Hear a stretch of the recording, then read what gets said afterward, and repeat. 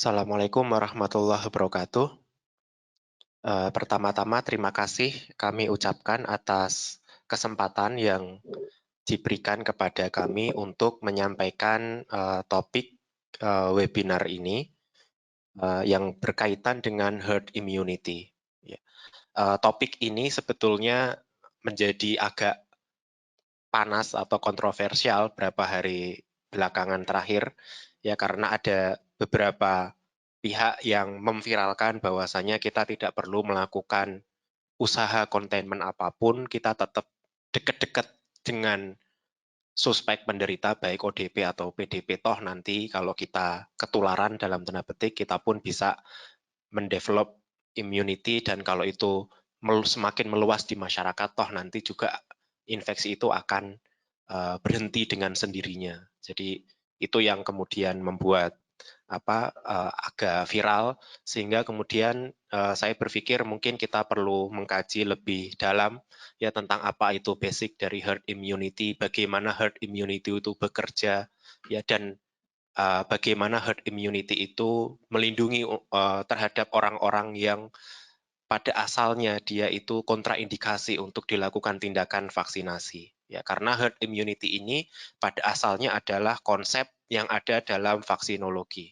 Ya, untuk mencapai berapa proporsi masyarakat minimal yang harus mendapatkan vaksin agar penyakit infeksi itu bisa dikendalikan transmisinya. Ya.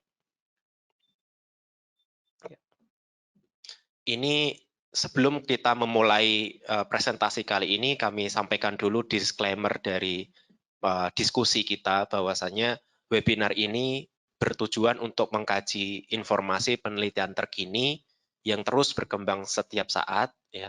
Akan tetapi kajian ini tidak ditujukan untuk memberikan rekomendasi keputusan. Ya, akan tetapi hasil kajian ini diharapkan dapat memberi wawasan ya dalam pembuatan panduan pelayanan medis yang dilakukan oleh lembaga yang berwenang, baik itu oleh Kementerian Kesehatan maupun asosiasi profesi. Ya, kita mulai dulu dengan membahas tentang apa itu herd immunity. Ya, jadi konsep dasar herd immunity adalah resistensi yang ada dalam sebuah komunitas atau sekelompok orang. Ya, resistensi terhadap penyebaran penyakit infeksi tertentu, baik itu yang disebabkan oleh virus atau disebabkan oleh bakteri. Ya. Dan herd immunity ini itu akan berkaitan dengan berapa proporsi seseorang, berapa proporsi masyarakat di dalam suatu populasi yang dia kebal terhadap agen penyebab infeksi. Ya. Jadi dengan herd immunity ini adalah konsep bahwasanya kalau kita ingin mengeradikasi suatu penyakit infeksi dengan vaksinasi, ya, itu kita tidak perlu untuk memvaksinasi 100% populasi. Semua orang kita vaksin. Tidak. Akan tetapi kita cukup melakukan vaksinasi pada level tertentu, yang pada level minimal ini itu sudah cukup untuk menimbulkan ya resistensi atau kekebalan ya dalam masyarakat tersebut. Ya. Dan konsep ini nanti akan saya jelaskan lebih dalam lagi karena ada beberapa komponen kalau kita ingin mempelajari herd immunity dan bagaimana itu herd immunity itu bekerja. Ya. Yang pertama adalah kita harus tahu dulu tentang pengertian basic reproduction number atau R0.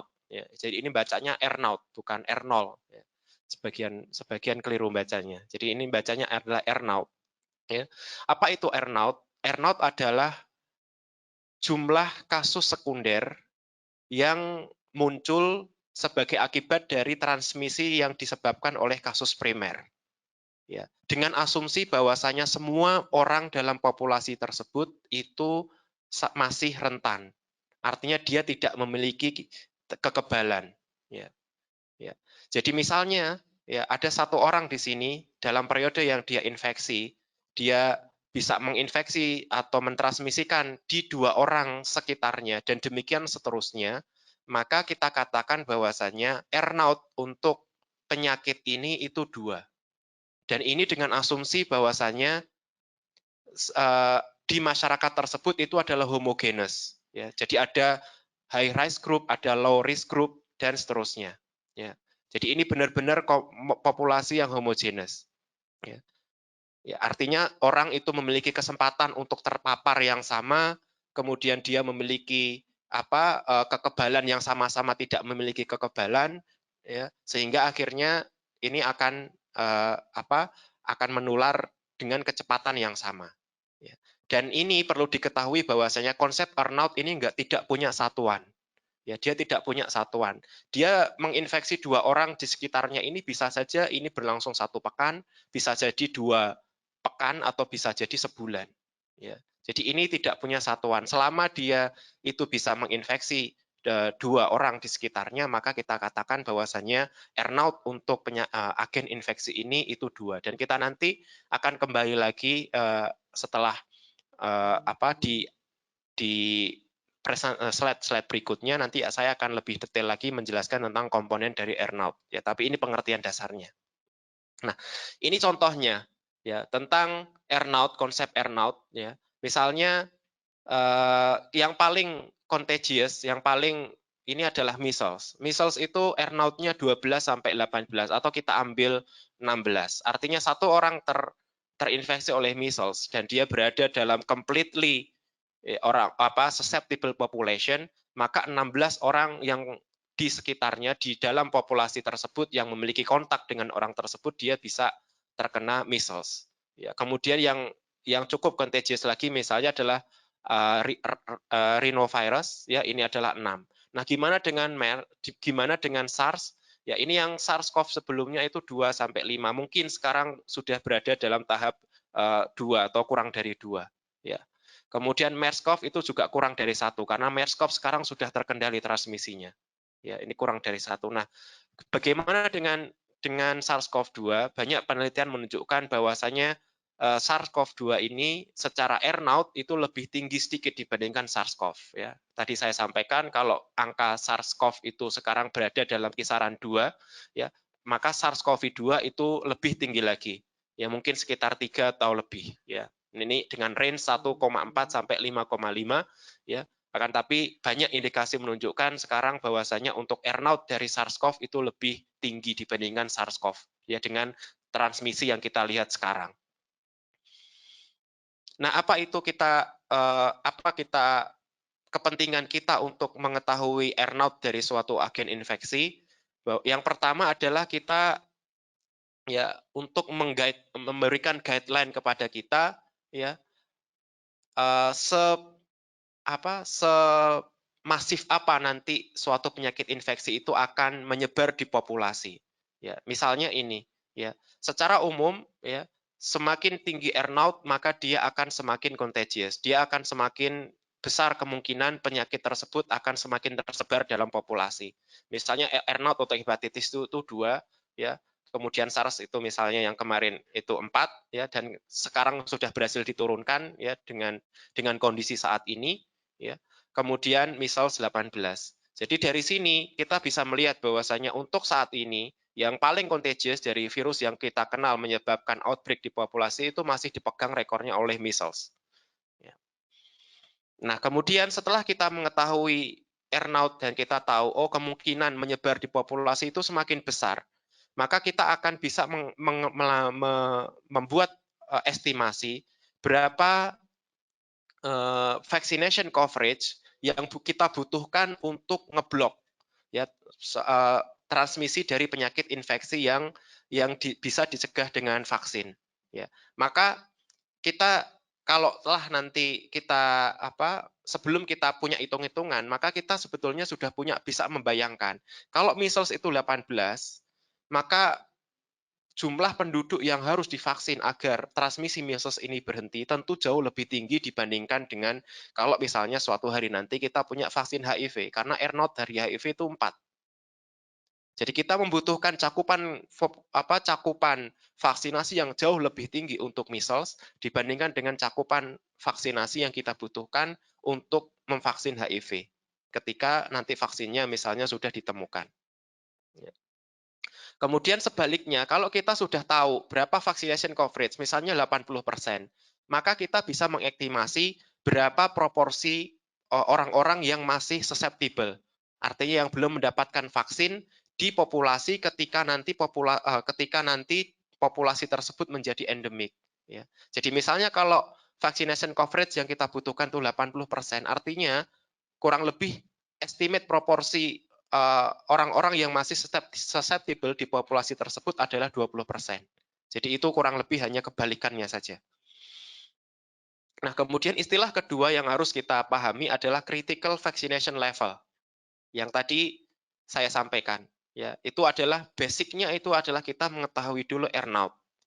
Apa itu?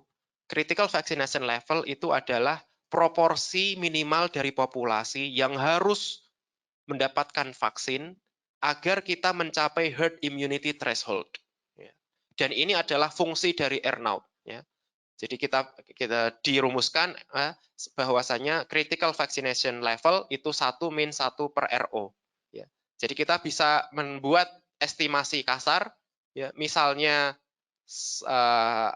kita ambil ada contoh SARS ini sebelum dilakukan containment itu R0-nya 4, maka 1 minus 1/4, 3/4, 75%. Artinya untuk bisa menghentikan transmisi SARS di komunitas, kita minimal harus memvaksin 75% orang. Ya, artinya dengan kata lain, kita membiarkan kurang lebih 25% populasi di masyarakat itu tidak mendapatkan vaksin. Dan ini bukan membiarkan dalam arti ya udah kamu nggak saya vaksin, enggak, tapi bisa jadi mereka itu adalah kelompok-kelompok yang kontraindikasi dilakukan vaksinasi, entah kondisi mereka mengalami imunosupresi dan sebagainya. Nah, akan tapi FC ini adalah memiliki beberapa asumsi. Asumsi yang pertama adalah vaksin tersebut harus menginduksi solid immunity, artinya dia harus 100% efektif. Artinya apa? Artinya kalau kita mengimunisasi 75% orang, 75% itu 100%-nya itu harus kebal semua. Ya. Itu asumsinya. Ya. Ya. Jadi kalau kita mengimunisasi 10.000 orang, maka 10.000 orang itu semuanya menjadi kebal. Artinya efektivitas vaksin itu harus 100%. Ya. Kemudian populasi tersebut harus mix secara random. Ya. Artinya apa? Artinya mungkin di suatu penyakit misalnya HIV itu ada kelompok high risk group, misalnya orang-orang yang multiseksual partner misalnya. Maka orang-orang ini itu harus homogenes di sebuah populasi, tidak mengelompok sendiri. Ya. Ini ada kelompok yang high risk group itu ngumpul di suatu daerah, kemudian yang low risk group yang resikonya rendah ini ngumpul di daerah yang lain. Karena kita bisa bayangkan kalau orang-orang yang memiliki resiko tinggi terhadap HIV ini ngumpul di suatu daerah, mungkin vaccination coverage-nya mungkin kita harus tingkatkan lagi. Ya, karena apa? Karena resiko mereka tinggi. Ya, dengan misalnya perilaku seksual yang beresiko. Jadi critical vaccination level ini mengambil asumsi bahwa populasi yang ada di dalam individu yang ada dalam populasi itu random. Nah, masalahnya kita tidak pernah bisa mencapai efektivitas vaksin itu 100%. Ya. Nah, oleh karena itu ada yang kita sebut dengan imperfect vaccine induced immunity, yang itu kurang lebih sama dengan vaksin effectiveness. Ya. Nah, yaitu adalah proporsi dari sebuah populasi yang bisa dilindungi dengan vaksinasi. Ya. Jadi misalnya kita tadi mengimunisasi 10.000 orang, ya, fakta menunjukkan bahwasanya efektivitas vaksin itu tidak pernah mencapai 100%. Ya. Misalnya efektivitas vaksin tertentu katakanlah 90%. Artinya kita menduga dengan kita mengimunisasi 10.000 orang, sebetulnya masih ada sekitar 1.000 orang itu yang gagal. Artinya dia meskipun telah mendapatkan vaksinasi, dia masih susceptible. Ya. Dan ini akibatnya kalau kita ingin mencapai FC atau critical vaccination level, maka FC itu harus di atas asumsi earnout. Ya. Jadi kalau kita tadi misalnya SARS itu RO-nya adalah earnout-nya itu adalah 4, sehingga critical vaccination coverage-nya itu adalah 75% populasi. Tapi ketika vaksin kalaulah misalnya ada vaksin untuk SARS dan efektivitas vaksin SARS itu hanya 80%, maka itu pasti vaccination coverage-nya harus naik, mesti naik, ya. Makanya di sini ada gambaran, ya, kalau misalkan vaksin effectiveness-nya itu adalah 100%, maka di sini critical vaccination coverage-nya di bawah. Tapi begitu vaksin effectiveness-nya itu 90%, maka kita harus mencapai lebih banyak lagi populasi yang harus kita lakukan vaksinasi. Ya. Jadi dengan ini, itu mengapa sebetulnya vaksinasi itu kita sebisa mungkin kita mentarget 100% populasi yang memang tidak memiliki kontraindikasi untuk tidak memiliki kontraindikasi vaksinasi. Karena pengaruh ini, karena vaksin effectiveness itu tidak pernah mencapai 100%, sehingga ketika misalnya asumsi kita bahwasanya vaksin coverage itu minimal 80%, kita tetap berusaha untuk menaikkan di atas level vaccination coverage. Nah, ini adalah simple gambaran gambaran sederhananya. Jadi fungsi threshold untuk herd immunity itu adalah fungsi dari basic reproduction number. Ya, misalnya yang paling tinggi adalah measles di sini. Dan di sini ada angka minimal dan angka maksimal. Mengapa? Karena tentu populasi itu bervariasi. Ya, populasi di Indonesia mungkin akan berbeda dengan populasi di negara lain, sehingga mungkin earnout untuk di suatu wilayah itu akan berbeda dengan earnout di wilayah yang lain. Ya, nanti akan saya kembali lagi, saya akan menjelaskan tentang masa earnout ini. Ya, sehingga bisa jadi ya threshold itu untuk immunity itu ada angka minimal sampai maksimal. Akan tapi tadi saya sampaikan untuk mencapai titik aman, kita berusaha untuk bisa mencapai vaccination coverage yang maksimal. Karena asumsinya vaksin effectiveness itu tidak pernah mencapai 100%. Nah, efek dari vaksinasi itu tidak hanya melindungi orang-orang yang mendapatkan vaksin. Ya. Akan tapi dia juga punya indirect effect namanya. Bahwasanya orang-orang yang tidak mendapatkan vaksin itu ternyata mereka juga memiliki benefit, mendapatkan benefit dari vaccination coverage yang tinggi. Ya. Karena apa? Karena kalau misalnya vaksin itu hanya bermanfaat untuk orang-orang yang mendapatkan vaksinasi, tentu orang-orang yang tidak mendapatkan vaksinasi itu akan remain susceptible. Ya. Dan kalaulah misalkan itu tetap ada outbreak nantinya, maka ya orang-orang yang tidak mendapatkan vaksin ini tentu mereka tetap akan memiliki resiko tinggi untuk mendapatkan penyakit infeksi. Akan tapi dengan adanya herd immunity kita mendapatkan indirect effect namanya. Jadi ini gambaran mudahnya. Jadi kalau misalkan di suatu populasi itu ada semua orang ini susceptible, maka tentu penyakit itu akan menyebar secara cepat. Ya, karena semua orang yang kontak dengan penderita ini dia akan mendapatkan transmisi dari penyakit tersebut. Akan tetapi, misalnya di sini yang merah digambarkan, yang merah ini ya itu adalah orang yang terinfeksi, tapi ternyata orang yang hijau ini adalah orang-orang yang recovered dan kemudian dia develop immunity. Nah, ketika di sekitar orang yang merah ini itu adalah orang-orang yang memiliki imunitas, maka orang-orang yang tidak memiliki kekebalan itu akan terproteksi. Mengapa? Karena ada transmission blocking namanya. Maka transmisinya di sini diblok sehingga tidak lagi menyebar dengan luas. Ya, maka ini adalah permodelan ya, yang sebetulnya sudah banyak dibuktikan bahwa orang-orang yang tidak mendapatkan vaksinasi ternyata mereka juga mendapatkan manfaat. Ya, ini adalah contoh yang ada di pertusis. Ya, di England dan Wales tahun 70 sampai 99. Jadi vaksinasi pertusis itu tidak diberikan pada anak berusia kurang dari 3 bulan. Ya. Dan kita bisa melihat di sini. Ini adalah vaksin coverage ya, yang ada yang di sini, yang di sebelah kanan ini adalah vaccination coverage. Jadi ini sempat tinggi ya. Kemudian sempat mengalami penurunan vaccination coverage-nya sampai di bawah level minimal threshold vaccination coverage. Nah, dan kita bisa melihat di sini pertussis in all ages itu dengan adanya penurunan vaccination coverage ini naik. Ya. Karena apa? Karena orang-orang yang mendapatkan vaksin itu tentu akan semakin sedikit. Ya. Akan tapi ternyata efek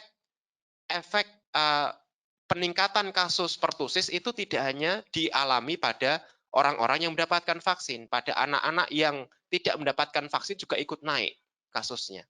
Akan tetapi ketika vaccination coverage itu berhasil ditingkatkan lagi sampai mendekati level ya herd immunity, bahkan di sini mendekati 100%, mungkin 90% ke atas, ternyata angka pertusis pada anak kurang dari 3 tahun itu pun kembali turun. Padahal mereka ini tidak mendapatkan vaksin. Ya. Jadi namanya indirect effect. Ya. Sebetulnya orang-orang ini tidak mendapatkan vaksin, akan tapi ketika vaccination coverage-nya itu kita pertahankan tinggi, ternyata mereka tetap mendapatkan proteksi. Dan ini juga seiring dengan penurunan kasus pada kelompok yang mendapatkan vaksin. Ini minimal. Ya. Sehingga kita bisa mengambil kesimpulan di sini, yang mendapatkan vaksin itu angka kejadiannya sangat minimalis sekali, akan tapi bagaimanapun kita tetap bisa menekan angka pertusis pada anak-anak yang belum layak mendapatkan vaksin. Ini dibandingkan dengan kasus yang ada peningkatan tadi. Ini juga kasus contoh yang lain indirect effect dari herd immunity, yaitu kejadian pneumokokus pada orang tua berusia lebih dari 65 tahun. Jadi ini adalah orang-orang yang tidak ada kontraindikasi didapatkan vaksinasi. Jadi setelah introduction dari vaksin pneumokokus, ya, PCV, ternyata yang hijau ini adalah proporsi penyakit pneumokokus yang disebabkan oleh strain yang bisa dicegah dengan vaksin. Ya. Jadi ternyata di sini kita melihat bahwasanya angka kejadiannya semakin menurun seiring dengan penurunan angka kejadian pada populasi-populasi yang mendapatkan vaksin. Ya. Jadi mengapa ini terjadi itu adalah indirect effect. Jadi ketika orang-orang yang mendapatkan vaksinasi itu mereka kebal, akhirnya mereka secara tidak langsung melindungi populasi yang belum layak untuk atau tidak layak mendapatkan vaksinasi. Sehingga kita pun pada kelompok yang lebih dari 65 tahun, kita bisa mendapatkan penurunan kasus. Sehingga suatu vaksin itu akan bekerja ketika vaksin efikasinya high dan juga vaccination rate-nya juga tinggi. Baru kita bisa mencapai herd immunity. Ya. Kalau misalnya vaksin efikasinya tinggi, katakanlah 90%, tapi vaccination rate-nya itu sangat rendah, kita juga tidak akan mencapai herd immunity. Jadi ini adalah dua komponen dasar bagaimana kita bisa mencapai herd immunity dalam populasi, yaitu vaksin efikasi yang tinggi dan juga vaccination rate yang juga tinggi. Nah, ini adalah contoh bagaimana bukti yang lain, bagaimana herd immunity itu bekerja. Ya, ini adalah contoh klasik yang sering saya sampaikan, yaitu yang terjadi di daerah Bible Belt area di Netherlands. Yang ini adalah Bible Belt area, itu adalah area-area yang di sini terarsir dengan warna yang lebih gelap, ya. Dia dari arah dari barat daya, kemudian di sentral sampai barat laut, ya. Yang ini adalah populasi-populasi orang-orang yang menolak untuk tindakan vaksinasi, ya, yang itu adalah Bible Belt area namanya, dan dia itu adalah kelompok tertutup, ya. Jadi mereka itu beribadah di satu tempat ibadah tertentu, kemudian anaknya juga sekolah di sekolah yang sama, artinya dia tidak nyampur dengan populasi yang lain, ya. Dan mereka ini angka coverage vaksinasinya itu sangat rendah, ya, karena mereka ini adalah lebih karena faktor kepercayaan, ya. Nah, sedangkan populasi umum di Belanda yang diarsir putih ini adalah yang bukan Bible Belt area, di mana angka cakupan vaksinasinya dipertahankan tinggi. Di gambar ini yang data dari Kementerian Kesehatan Belanda itu lebih dari 95%. Ya. Jadi ini adalah ada kelompok-kelompok yang menolak vaksinasi, kemudian mereka ngumpul di satu area tertentu. Nah, ini bisa kita lihat gimana efek herd immunity itu bekerja. Ya, pemerintah Belanda berkali-kali menghadapi outbreak itu di daerah-daerah Bible Belt tadi. Ini contohnya adalah wabah measles yang terjadi di tahun 99 sampai 2000, ini kasusnya besar sekali. lebih dari 3.000 cases itu teridentifikasi, ya, dan mayoritasnya itu adalah unvaccinated people di bubble bed area. Ini contoh yang pertama. Kemudian contoh yang kedua adalah outbreak polio, dan ini 2 kali. Outbreak tahun 78 dan juga outbreak tahun 92-93. Ya, kita lihat di sini ya polio, ya, outbreak polionya itu 110 kasus, ya, kemudian 100% unvaccinated. Kemudian di outbreak yang kedua itu 71 kasus, hampir 60 pasien itu paralisis, dan 100% unvaccinated. Jadi ini yang dihadapi oleh pemerintah Belanda ketika meskipun secara umum angka cakupan vaksinasi mereka itu dipertahan tinggi, tapi tantangannya adalah ketika ada kelompok-kelompok yang ada grup isolated people yang itu angka vaccination coverage-nya rendah, dan itu yang terjadi. Nah, ini juga akhirnya mereka pun akhirnya meneliti tentang kandungan antibodinya. Jadi di nationwide sampel, di masyarakat Belanda secara umum di luar bubble bed area, ternyata 96% itu mereka memiliki protective antibody terhadap polio. Berbeda dengan bubble bed area, di mana hanya 65% orang-orang yang ada di bubble bed area itu yang memiliki antibody terhadap polio. Ya, ya. Sehingga ini bisa menggambarkan tadi, mengapa akhirnya outbreak polio itu hanya terjadi di daerah-daerah yang bubble bed area tadi. Ini juga outbreak yang lain di daerah bubble belt, yaitu adalah outbreak rubella tahun 2004 sampai 2005.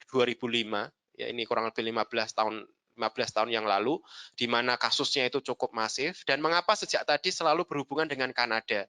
Ya, mengapa selalu spread-nya itu ke Kanada? Karena ada family contact.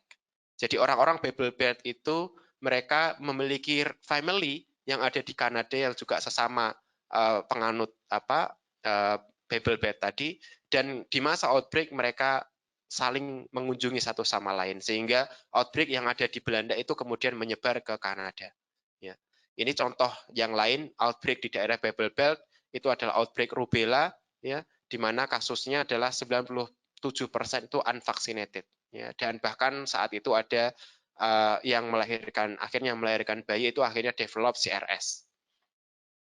Dan kalau kita melihat di mana persebaran wabah-wabah outbreak rubella itu, ya ternyata kasusnya itu pun juga hanya ngumpul di bubble bed area tadi. Ya, jadi ini adalah proporsi yang vaksinasi dan ini adalah proporsi kasus. Ya, kita bisa lihat di sini bahwa di daerah bubble bed itu outbreak rubella, sedangkan di luar bubble bed itu aman. Jadi ini terkonten hanya di daerah bubble bed area saja. Jadi ini adalah bukti lain bagaimana herd immunity itu bekerja. Ya, sehingga tadi saya sampaikan itu adalah random population. Mengapa? Ketika itu populasinya tidak random, artinya herd immunity-nya nggak akan bekerja. Meskipun di Belanda itu angka cakupan imunisasi nasional itu 95%, akan tapi ketika ada sekelompok orang yang itu mengisolasi diri dalam grup tertentu dan cakupan vaksinasinya itu rendah di bawah coverage minimal, maka itu mereka tetap akan rentan terkena outbreak penyakit infeksi tertentu. Ya, ini juga kasus mumps, ya, yang juga terjadi di daerah bubble bed yang juga lagi-lagi menyebar di Kanada, dan ini juga angka cakupan yang ini juga mostly pada orang-orang yang tidak mendapatkan vaksinasi. Jadi ini adalah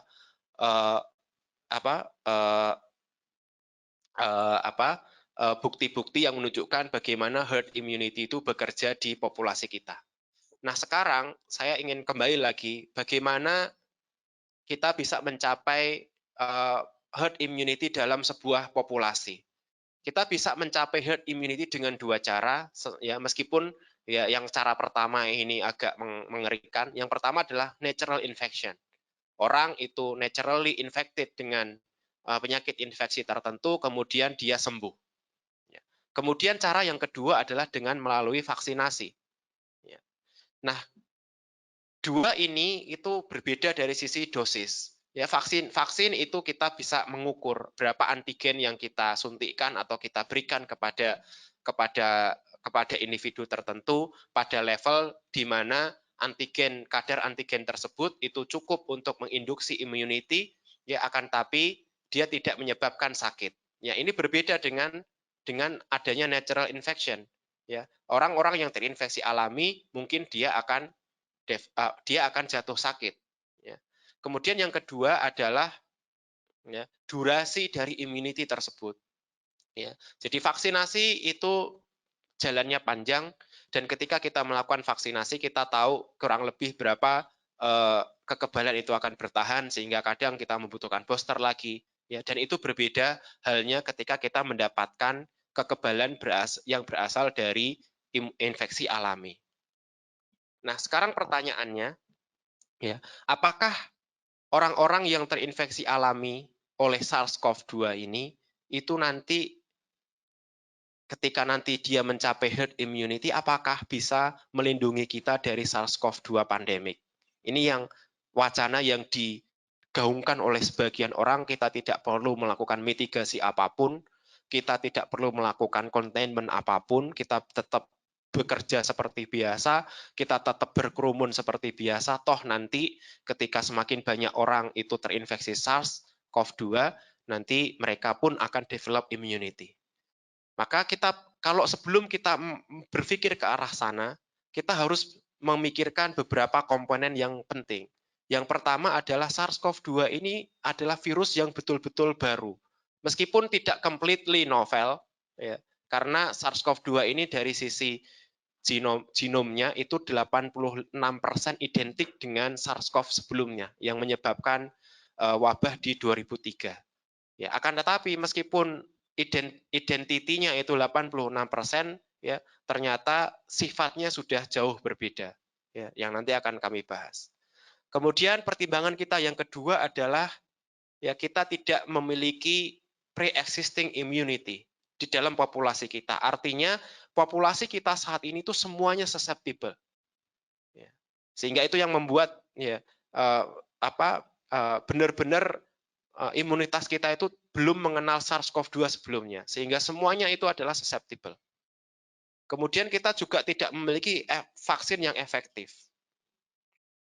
Kemudian karena ini adalah virus yang baru, kita belum memiliki pengetahuan tentang kalaulah orang-orang yang sembuh terhadap dari infeksi SARS-CoV-2, berapa lama kekebalan yang ada dalam tubuh dia itu bertahan? Apakah 1 tahun? Apakah 2 tahun? Apakah 3 tahun? Atau long lasting immunity? Ini pun kita juga perlu melakukan kajian yang lebih mendalam, dan data-data ini belum kita dapatkan. Karena apa? Karena pun kita sekarang masih menghadapi pandemi, sehingga mungkin penelitian ke arah sana belum dilakukan. Kemudian yang kita juga harus pertimbangkan adalah rate dari mutasi yang dimiliki oleh SARS-CoV-2 dan juga dinamikanya. Dan ini nanti akan saya lebih detailkan lagi, kalau misalnya SARS-CoV-2 itu rate mutasinya itu sangat tinggi, artinya apa? Bisa jadi orang yang sekarang terinfeksi, kemudian dia memiliki antibodi tertentu, kemudian dia diinfeksi lagi oleh SARS-CoV-2 yang telah mengalami mutasi dan tidak dikenali oleh antibodi sebelumnya, bisa jadi itu pun masih akan mengalami reinfeksi. Dan kita pun, ya, kita mendapati beberapa kasus reinfeksi meskipun kita belum mendapatkan penjelasan yang memuaskan apakah itu betul reinfeksi atau misalnya kekeliruan dalam diagnosis atau dalam testing atau penyebab yang lain, tapi kita pun sudah mendapatkan laporan-laporan tentang adanya kasus-kasus reinfeksi. Kemudian bagaimana dengan animal reservoir-nya? Ya, kalau kita ingin mencapai herd immunity, gimana dengan peredaran coronavirus yang ada di binatang?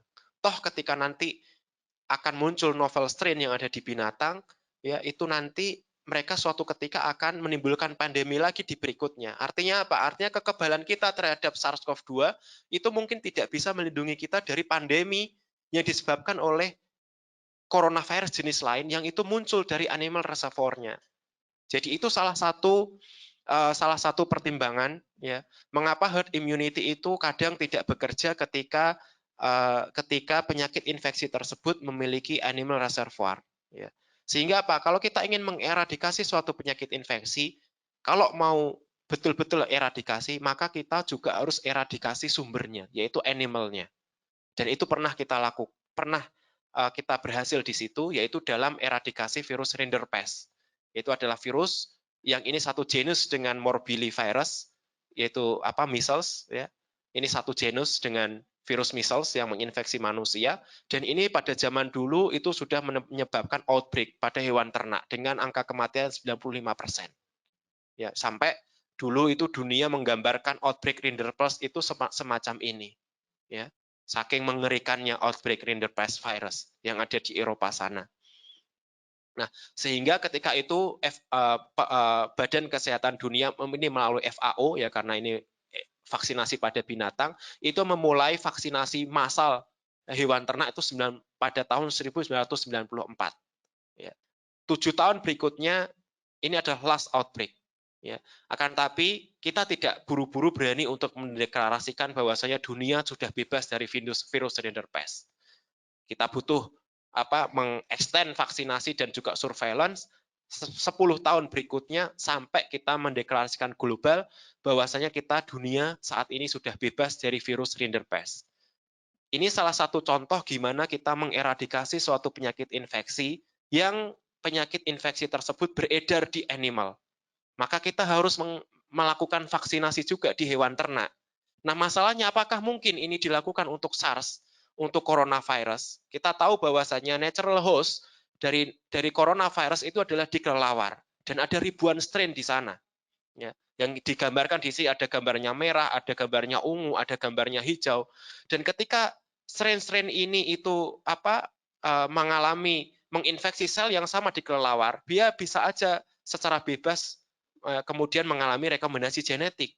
Kemudian dia memiliki kemampuan untuk cross species transmission, dan itu yang kita lihat. Ketika wabah SARS, ya bat coronavirus kemudian jump ke kifet atau luwak, kemudian menginfeksi manusia, jatuhlah SARS. Kemudian ini menginfeksi, ini cross species transmission, kemudian menginfeksi unta, camel, kemudian jatuhlah MERS-CoV. Dan ternyata para peneliti menduga bahwasanya event dari kelelawar ke unta ini telah terjadi 30 tahun sebelum outbreak MERS-CoV tahun 2012. Ya, artinya apa? Artinya evolusi coronavirus di kelelawar itu sedemikian dinamisnya, sehingga kita tidak mungkin mengeradikasi coronavirus yang ada di kelelawar atau di intermediate host-nya. Kita tidak tahu, kalau dulu itu ada MERS-CoV yang sudah beredar di unta 30 tahun sebelum wabah MERS-CoV tahun 2012, kita tidak tahu, mungkin aja sekarang ini sudah ada ya corona jenis lain yang sudah jump dari kelelawar ke hewan lain yang tinggal menunggu waktu, suatu saat akan kembali lagi menginfeksi manusia. Sehingga ini akhirnya ya, sehingga saya berpikir bahwasanya tidak mungkin kita mencapai sekarang kita gambling herd immunity, padahal evolusi coronavirus di animal itu sedemikian dinamisnya, dan bisa jadi pada semakin ke depan, semakin berjalannya waktu, kita akan menghadapi pandemi virus corona jenis yang lain atau mungkin virus yang lain, misalnya influenza atau yang lainnya.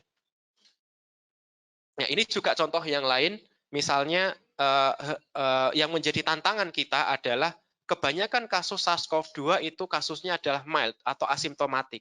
Sehingga orang-orang yang terinfeksi itu dia tidak sadar bahwasanya dia terinfeksi. Sehingga dia masih bisa jalan-jalan, dia masih bisa keluyuran kemana-mana, dan akhirnya itu dia bisa menginfeksi banyak orang. Berbeda halnya ketika suatu penyakit yang menyebutkan epidemi itu angka kesakitannya tinggi. Ya, ketika angka kesakitannya tinggi, dia sadar dia sakit, dia kemudian datang ke rumah sakit, ya kemudian dilakukan isolasi, sehingga dia tidak sempat untuk menyebarkan penyakitnya itu ke orang lain. Nah, ini berbeda dengan kasus yang ada di SARS-CoV-2 ini. Ya, jadi kalau kita bayangkan, kita bedakan, ya angka case fatality rate untuk MERS-CoV itu adalah 34%.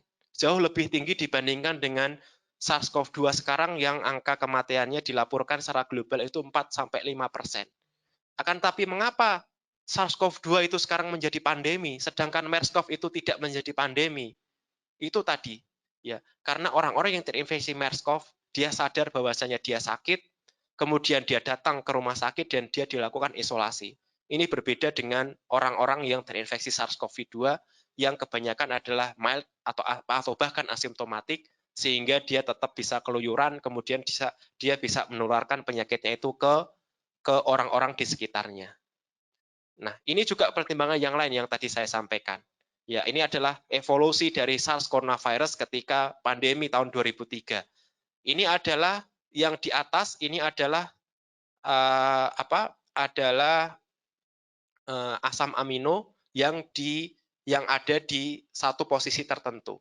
Dan kita bisa lihat, ini adalah awal terjadinya wabah, ya, kemudian di tengah-tengah terjadinya wabah, kemudian ini adalah di akhir wabah. Kita bisa lihat ternyata ada mutasi yang dinamis di sini, terutama pada protein spike yang kita lihat di sini, ya, dari hijau kemudian jadi hijau yang tua, ini kan sudah mengalami mutasi. Jadi seiring dengan berjalannya waktu, ternyata SARS-CoV itu juga mengalami mutasi, sehingga mungkin ini berasosiasi dengan kemampuan adaptasi dia yang lebih bagus di manusia. Ini juga yang kita amati sekarang, ya, evolusi dari SARS-CoV-2 yang ini kita bisa lihat secara real time di sini, ya, yang ada di website ini kita bisa lihat, ya. Misalnya di sini yang saya highlight itu kita digambarkan strain yang berwarna ungu, ya. Nah, kemudian tidak lama, belum nyampe 1 bulan kita sudah dapatkan strain yang berwarna di sini hijau muda, ya. Dan semakin ke sini ternyata diversity-nya itu semakin tinggi, ada yang kuning, ada yang hijau, dan seterusnya, ada yang oranye, ya. Yang ini menggambarkan ya betapa dinamisnya mutasi yang ada di SARS-CoV-2. Ya, ini bahkan ini transmisinya. Jadi epicentrum yang ada di Cina itu digambarkan sebagai gambar dengan gambar ungu di sini, ya. Akan tapi ketika dia sudah menyebar ke Eropa, ternyata yang di Eropa itu sudah mengalami mutasi, sehingga di sini digambarkan dengan strain yang berwarna hijau atau coklat atau oranye. Dan yang itu berbeda lagi dengan strain yang sudah menyebar di US, yaitu digambarkan dengan strain yang berwarna merah. Nah, ada yang menarik di sini, yaitu tentang evolusi dari SARS-CoV-2 ketika pandemik ini, yang ternyata sekarang sudah memiliki 2 substrain atau 2 strain baru, yang digambarkan dengan L dan S type, ya. Dan di awal wabah itu yang dominan itu adalah L type, kita lihat di sini, ya. Sebelum 7 Januari itu awal wabah itu adalah L type, tapi seiring waktu ternyata S type itu juga semakin banyak prevalensinya. Nah, para peneliti itu belum bisa memastikan apakah perbedaan 2S dan 2 strain ini, SARS-CoV-2 ini antara S dengan L-type ini mengakibatkan perbedaan dari sisi virulensi atau mengakibatkan perbedaan dari sisi apakah dia lebih mudah untuk menular. Ini yang pertanyaan besar para peneliti saat ini. Ya, meskipun yang saintis yang mempublikasikan penelitian ini pertama kali itu dia memiliki asumsi bahwa mungkin S itu lebih virulen atau lebih transmissible. Ya, akan tapi beliau sendiri meralat conclusion-nya ini, sehingga ini menjadi masih tanda tanya besar. Kita belum bisa menyimpulkan ke arah sana. Nah, ini juga menarik, yaitu tentang kalaulah ada orang-orang yang sakit, apakah antibodinya itu betul-betul protektif. Ya.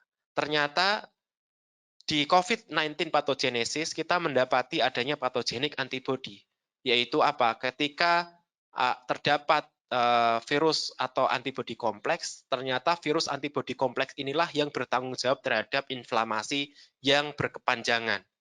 Akibatnya apa? Akibatnya orang-orang yang muncul ya antibody yang lebih dini, ternyata dia lebih beresiko untuk jatuh dalam kondisi SARS, dalam kondisi yang berat, ya. Yang sehingga itu tadi saya sampaikan, ketika kita tidak memiliki gambaran yang menyeluruh tentang bagaimanakah imunitas kita itu bekerja terhadap SARS-CoV-2, maka tidak selayaknya kita bermain-main dengan kita membuat asumsi bahwasanya nanti orang terinfeksi kemudian dia mencapai herd immunity dan kemudian dia kebal. Nah, ini adalah lalu gimana? Apakah kita kemudian tidak melakukan apapun, kemudian kita hanya pasrah, ya? Dan ini adalah outside public health measures yang ini sudah terbukti efektif untuk menghentikan transmisi SARS tahun 2003, yaitu isolasi, ya itu adalah pada penderita yang sakit, ya. Kemudian karantina, yaitu orang-orang yang dianggap dia itu terpapar dengan suatu penyakit infeksi, kemudian dia lakukan karantina, atau yang lebih besar lagi yaitu community wide containment, atau dalam bahasa yang lebih populer sekarang itu adalah lockdown. Dan all style public health measures ini sudah terbukti ketika dulu kita mengalami wabah SARS 2003. Nah, ini adalah skenario yang disimulasikan oleh Kementerian Kesehatan di Belanda. Yang merah ini adalah skenario ketika mereka tidak melakukan intervensi apapun. Atau dalam bahasa kita, ya udahlah, nggak usah ada penutupan sekolah, tidak usah ada penutupan aktivitas, semua beraktivitas seperti biasa. Ini ternyata angka pertambahan kasusnya jauh lebih tinggi dibandingkan dengan kapasitas layanan kesehatan yang ada di sana. Ini simulasi mereka. Kemudian kalau kita melakukan maksimal kontrol, ya, kontrol maksimal, pembatasan maksimal, kita bisa menurunkan peak kasusnya, sehingga mungkin sedikit di atas kapasitas layanan kesehatan atau mungkin kita bisa lebih turunkan lagi. Dan kemudian yang ketiga ini adalah ketika mereka mengambil opsi lockdown, penutupan total. Mereka bisa mendelay peak epidemik sampai lebih lama, ya, dan kalau ada kasus itu masih berada dalam level yang masih bisa diantisipasi oleh layanan kesehatan. Dan dari 3 simulasi ini yang dipilih oleh Kementerian Kesehatan atau RIVM kalau mereka belum mengubah keputusan adalah yang kedua, yaitu mereka melakukan pembatasan maksimal, ya, dari infeksi yang pembatasan maksimal, ya, sehingga itu tidak dilakukan lockdown secara total, tapi mereka tetap bisa mengkontrol transmisi dari virusnya. Ini yang dipilih oleh RIVM saat ini. Nah, mengapa kita perlu melakukan pembatasan maksimal? Ini masih ada kaitannya dengan basic reproduction number yang tadi saya sampaikan. Jadi, basic reproduction number itu adalah fungsi dari yang pertama adalah probabilitas kita itu terinfeksi kasus kalau kita itu memiliki kontak jarak dekat dengan penderita yang infeksius. Jadi misalnya sekarang Mas Yuda itu adalah memiliki SARS-CoV-2, kemudian saya dekat-dekat dengan Mas Yuda. Itu berapa probabilitas SARS-CoV yang ada di Mas Yuda itu pindah ke saya. Ya, itu yang pertama, komponen yang pertama. Dan itu bisa kita turunkan kalau misalkan saya itu hand washing, atau kemudian kita distancing, kemudian saya agak menjauh dari Mas Yuda, tentu probabilitasnya akan semakin kecil kan. Beda kalau misalkan saya dekat-dekat, ya, itu tentu probabilitasnya akan semakin besar. Kemudian yang kedua adalah jumlah potensial infectious contact. Jadi kalau misalkan Mas Yuda sekarang berada di sebuah sekolah yang itu 100 orang, maka jumlah potensi kontak yang dengan Mas Yuda adalah 100 orang. Ya. Dan sehingga kalau misalkan jumlah potensial kontaknya itu semakin tinggi, tentu RO-nya juga akan semakin tinggi. Logikanya gitu kan. Makanya ini yang bisa kita turunkan dengan distancing, dengan isolasi, dengan karantina. Ya. Kemudian ini, waktu yang dimiliki Mas Yuda untuk bisa mentransmisikan penyakit. Misalkan Mas Yuda bisa jalan-jalan selama seminggu. Berarti kita bisa bayangkan selama seminggu itu Mas Yuda sehari ketemu 100 orang. Sehingga selama seminggu tentu akan semakin besar R0-nya, ya kan? Nah, itu yang menjadi masalah. Sehingga kalau kita ingin menurunkan R0, itu kita harus melakukan intervensi. Ya, kalau kita ingin menurunkan angka probabilitas kontak, maka kita harus melakukan hand washing, kita harus melakukan distancing, atau kalau sudah ada vaksinnya kita melakukan vaksin. Kemudian kalau kita ingin menurunkan jumlah potensial orang yang kontak, kita bisa turunkan dengan adanya isolasi, kuarantin. Kemudian kalau kita ingin menurunkan waktu Mas Yuda itu bisa memiliki kemungkinan untuk mentransmisikan suatu virus, maka yang harus kita lakukan adalah early detection. Saya harus bisa mendiagnosis Mas Yuda dengan cepat. Oh, Mas Yuda ternyata sekarang ini sudah terinfeksi misalnya. Ya, sehingga ini yang dilakukan, ya, yang harus dilakukan sehingga kita bisa menurunkan angka R0-nya. Nah, kalau kita bisa menurunkan angka R0, maka yang terjadi kita akan memiliki effective reproduction number namanya, ya, yaitu jumlah secondary cases ketika kita melakukan intervensi yang maksimal. baik itu vaksin, baik itu yang intervensi yang lain. Kita bisa menurunkan earnout-nya. Ya. Sehingga pada suatu titik di mana earnout-nya itu sebisa mungkin kurang dari 1. Ya.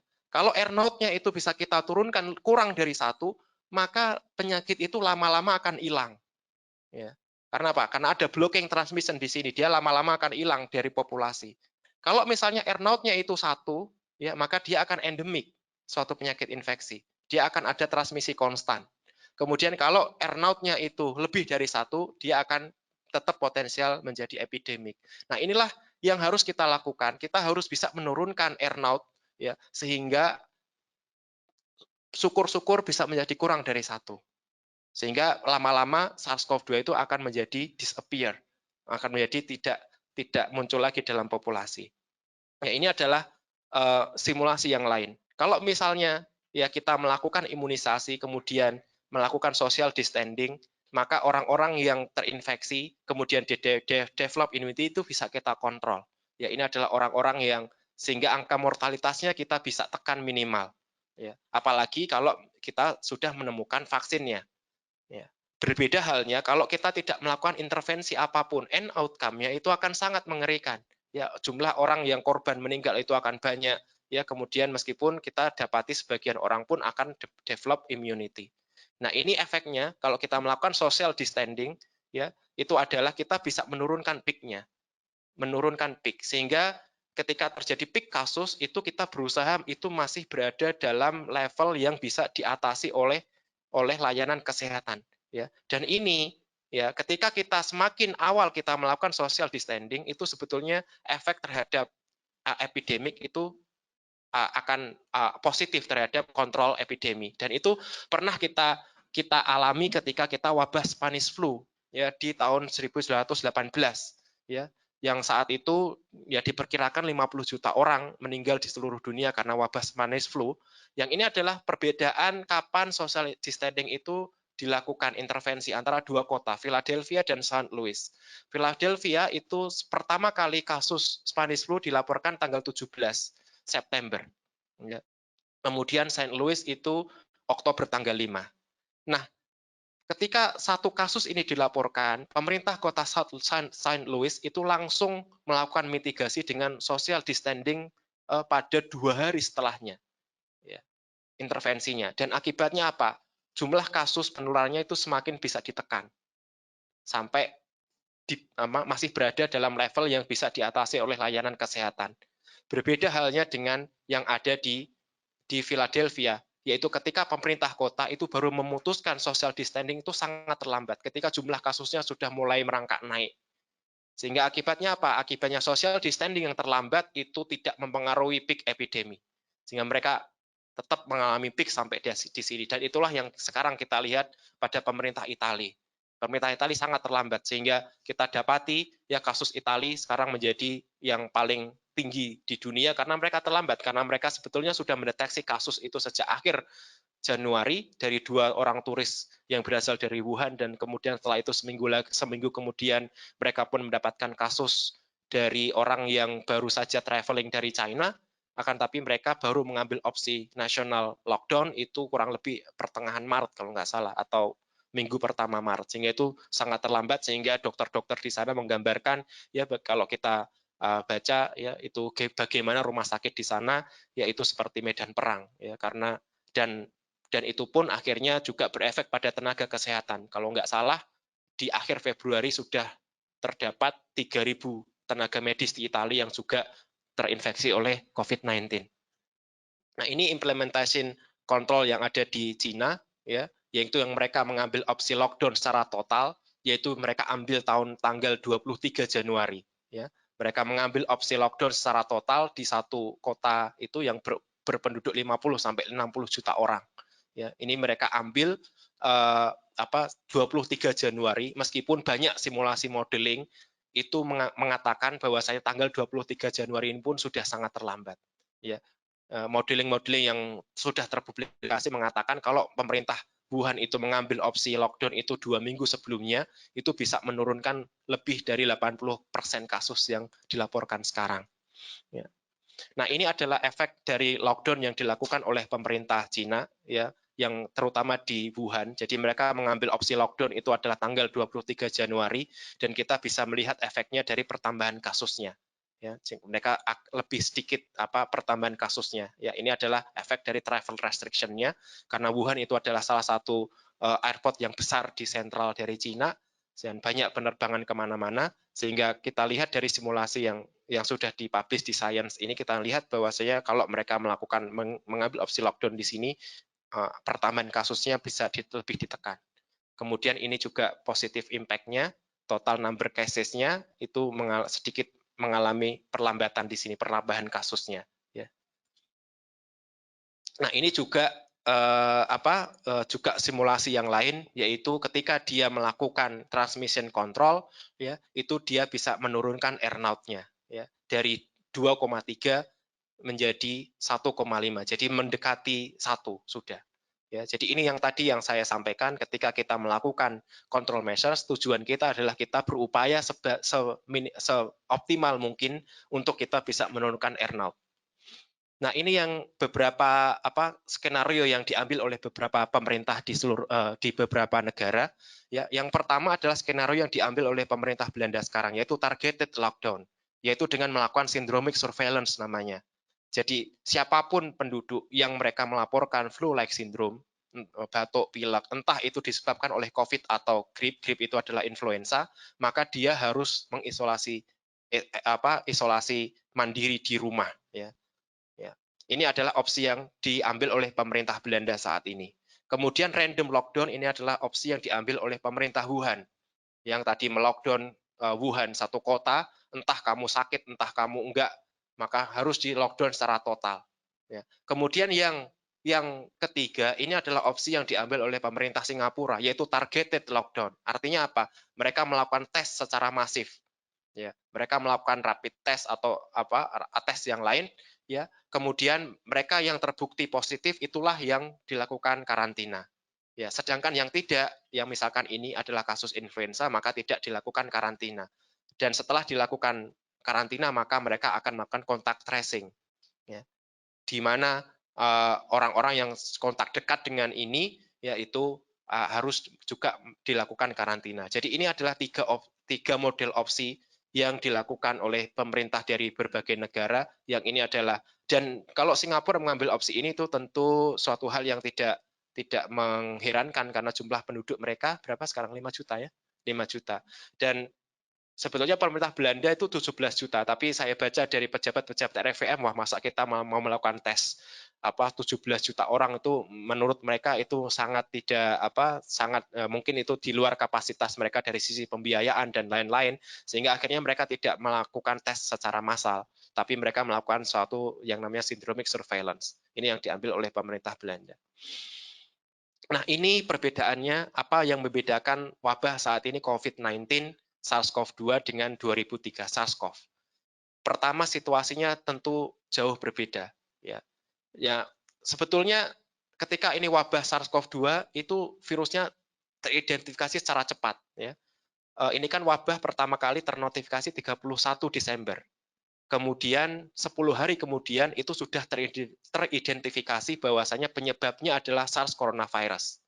Kemudian 2 minggu setelah teridentifikasi, kita sudah punya alat diagnostiknya. Ini kondisi ini sebetulnya jauh berbeda dengan kondisi SARS. SARS itu pertama kali dilaporkan pada wabah 2003 itu adalah November 2002. Kemudian virusnya itu baru teridentifikasi bulan Februari. Pertengahan Februari kalau nggak salah, atau minggu pertama atau minggu kedua Februari. Artinya ada delay selama kurang lebih 1,5 bulan. Mereka itu masih debat. Ini penyebab SARS itu apa? Ya, dan kalau kita membaca sejarah wabah SARS coronavirus, itu rebutan antara saintis Hong Kong dengan saintis yang lain. Karena Hong Kong, para saintisnya itu mereka mendeklar ini penyebabnya adalah paramyxovirus. Nah, kemudian mereka declare di depan media dan seterusnya. Kemudian klaim mereka ini akhirnya dibantah oleh banyak ilmuwan, termasuk ya ilmuwan-ilmuwan yang ada di Eropa, bahwasanya penyebab dari wabah 2003 itu bukan paramyxovirus, akan tapi SARS coronavirus. Ya, jadi ini bedanya. Dari satu sisi kecepatan kita mendiagnosis sebetulnya tahun 2020 itu jauh lebih baik dibandingkan saat kita dulu menghadapi wabah 2003. Akan tapi mengapa wabah 2003 itu hanya berhenti pada 8.000 kasus dengan 800 kematian dan hanya terdampak di 25 negara, sedangkan SARS-CoV-2 itu sekarang sudah negara terdampaknya mungkin sudah hampir 200 sekarang mungkin ya. Dengan angka kejadian infeksi berapa sekarang? Lebih dari 400.000, 300.000 udah lebih ya. 700.000, wah saya udah lama nggak update berarti. Ya, itu sudah hampir 700.000, kan bedanya jauh sekali, 700.000 dibandingkan dengan 8.000 gitu loh. Dan angka kematiannya sekarang per hari ini berapa yang sudah dilaporkan meninggal? 40.000 dibandingkan dengan 800 orang, sudah 500 kali lipat kan? Nah, mengapa kok bedanya jauh sekali? Padahal dari sisi kita mendeteksi virusnya kita lebih cepat, dari sisi kita bisa menyediakan alat diagnostik kita juga lebih cepat, ya. Ya. Yang pertama adalah situasinya yang berbeda karena epicentrum dari SARS-CoV-2 ini adalah di Wuhan, yang itu adalah ya pusatnya transportasi, pusatnya industri, di situ ada train station terbesar, kemudian airport terbesar, sehingga ketika terjadi penutupan lockdown yang terlambat yang tadi baru diambil opsi 23 itu ya penduduk yang sudah terlanjur terekspos itu sudah menularkan di negara-negara yang lainnya ya, sehingga kalau kita lihat ceritanya bagaimana 3 hari setelah pasien pertama meninggal tanggal 9 atau 10 Januari itu 3 hari kemudian SARS-CoV-nya udah terbang ke Thailand, kemudian 3 hari berikutnya udah terbang ke Jepang misalnya. Itu adalah situasi yang kita hadapi saat ini. Kemudian yang kedua adalah infectious periodnya yang berbeda. Yaitu apa?